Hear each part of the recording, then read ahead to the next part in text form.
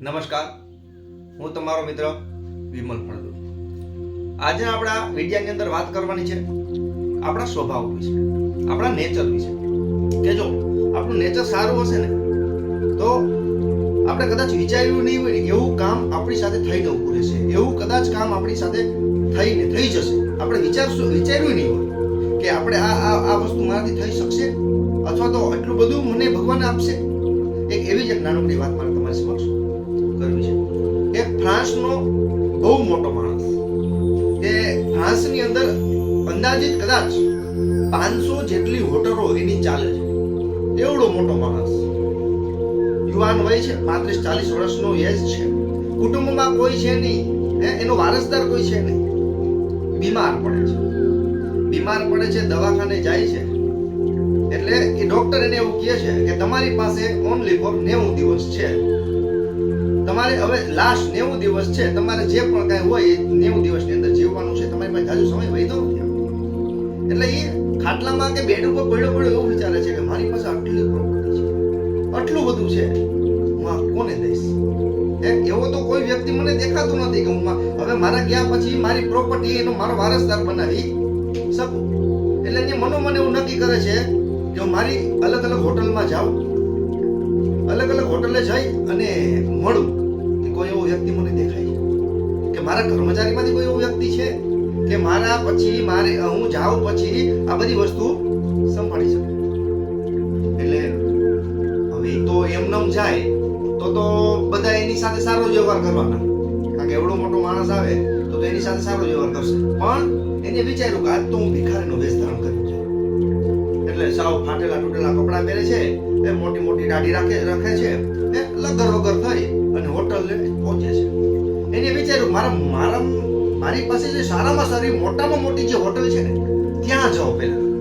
એટલે ત્યાં ગયો, બરાબર. ત્યાં એક ચોકીદાર ઉભો હતો. એટલે ચોકીદારે એને જોઈને કીધું, એ સીધ જવું છે કે મારા અંદર ખાવું છે, મને ભૂખ લાગી છે, જવા દે. કાંઈ નથી, જવા દે કે અરે પણ કે મારે થોડુંક ટાઢું ટુકડું હશે તો ચાલશે, કે મારે કંઈક ખાવા દો. કાંઈ નથી, ધક્કો મારી કાઢી મૂક્યો છે. એટલે ત્યાંથી આવતો હોય છે. વળી બીજી હોટલે જાય છે, ત્રીજી હોટલે જાય છે, ચોથી હોટલે જાય છે, એમ બધી હોટલે ફરે છે.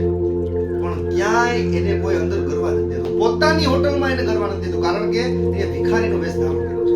અને આપણે જોઈએ છીએ ને કે ભાઈ પૈસા છે તો માન છે, મોહબ્બત છે, બધું છે.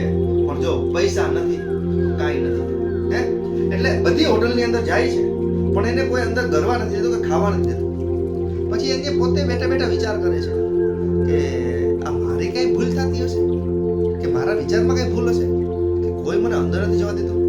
એટલે એને એવું વિચાર્યું કે ભિખારીનો વેશ ધારણ કરું પણ પૈસા લઈને જઈશ એટલે મને અંદર તો જવા દેશે, બરાબર. અને મારા ખાસ માણસ છે કે જે મારો રાઈટ હેન્ડ છે, મારા બધા જ કામની અંદર સાથે હોય, બરાબર, એને મળું. કદાચ મારા ગયા પછી આ બધું સંભાળશે, બરાબર. એટલે તો હોટલની અંદર પ્રવેશે છે. હોટલની અંદર ગયો, બેઠો, એના રાઈટ હેન્ડને બોલાવ્યો. એટલે કે એના જે પર્સનલ આસિસ્ટન્ટ કહીએ છીએ, એનો ખાસ માણસ કયો, એને બોલાવ્યો, બરાબર. અને કીધું કે આ તમારા જે સાહેબ છે ને, બોસ છે, તો હા હું એનો મિત્ર છું અને મારી પાસે પહેલા તો ઘણા બધા પૈસા હતા પણ હવે મારી પાસે કઈ રહ્યું નથી, હું ભિખારી થઈ ગયો છું. તો એનો જે ખાસ માણસ છે શું કીધું ખબર છે? મારો શેઠ છે ને એ ભિખારી થવાનો, મારો સાહેબ છે ને એ ભિખારી થવાનો. કે કેમ? કે ચારે બાજુ દે બધા દીધે જ રાખે, ફાળો કે કઈ સમજતો જ નથી.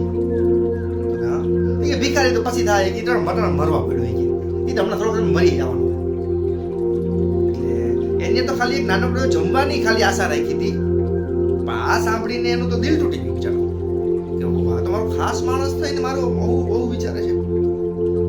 પાછો ઓલો ખાસ માણસ એવું કહે છે કે હવે એ ગયા પછી તો બધું મારું જ છે કે, અને આ હોટલ જેથી મેં સંભાળી ને કે તેથી એની પ્રગતિ થઈ, બાકી એને કાંઈ એનામાં કાંઈ આવડત છે નહીં કે એનામાં કઈ લાંબ બુદ્ધિ નથી.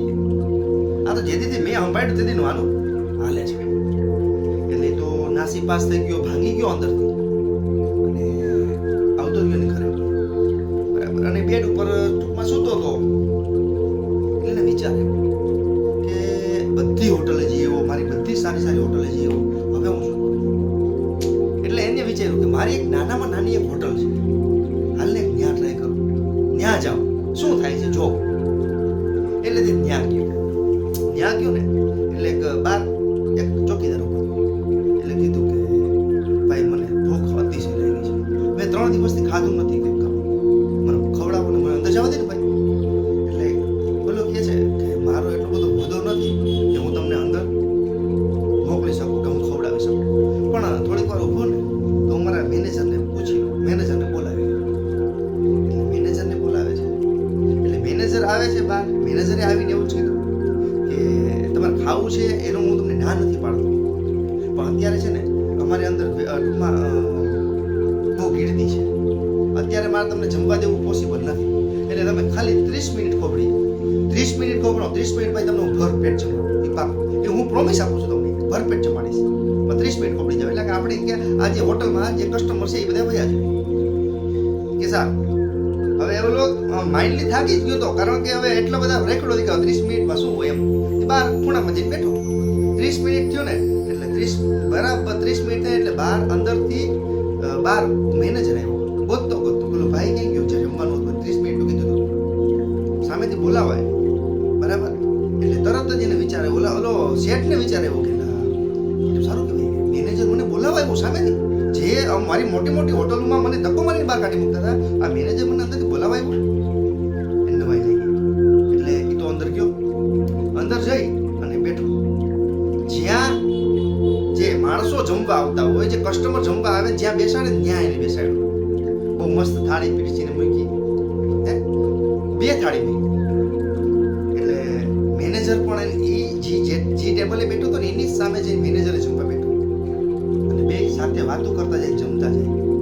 અને પાછો મેનેજર એ જે ગરીબ માણસ એટલે કે જે શેઠ છે એ ગરીબ માણસ બનીને આવ્યો છે, એને એવું કહે છે કે તમે કઈ શરમાતા નહીં હો, તમારે જે ખાવું હોય એ માંગજો, તમારે ટેન્શન ના લેતા, કારણ કે આ તો આજ છે ને કાલ નથી.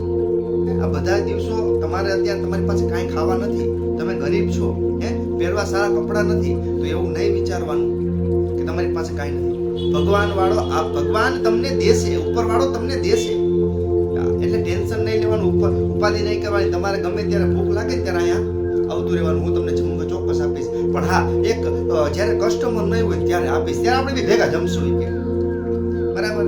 એક દિવસ મારો આવો જ દી હતો, એક દિવસ મારો આવો જ દી હતો. હું આ જ હોટલની બહાર ભીખ માંગતો હતો અને આ જે હોટલના માલિક છે ને એને મને હાથ પકડી અંદર બેસાડીને જમાડ્યો બરાબર. અને પછી એને મને હોટલની અંદર કામ આપ્યું ને ધીરે ધીરે હું એનો મેનેજર બન્યો. એટલે આ તો બધું સાંભળીને ઓલા શેઠને એવું થયું કે ઓહો, આ મેં જે જમાડ્યો તો આને હજી નહીં યાદ છે. ના સારું કહેવાય, આ બહુ સારો માણસ છે. પછી ઘરે ગયો, કપડાં બદલાવ્યા, ફ્રેશ થઈ ને પાછો ફ્રેશ થઈને પાછા જે શેઠે પાછા ઓલા ફાટી ગયા જ કપડાં પહેર્યા, મજૂર ના જ એટલુંમાં ઓલો ગરીબ ના જ કપડાં પહેર્યા, ફાટી ગયેલા છે.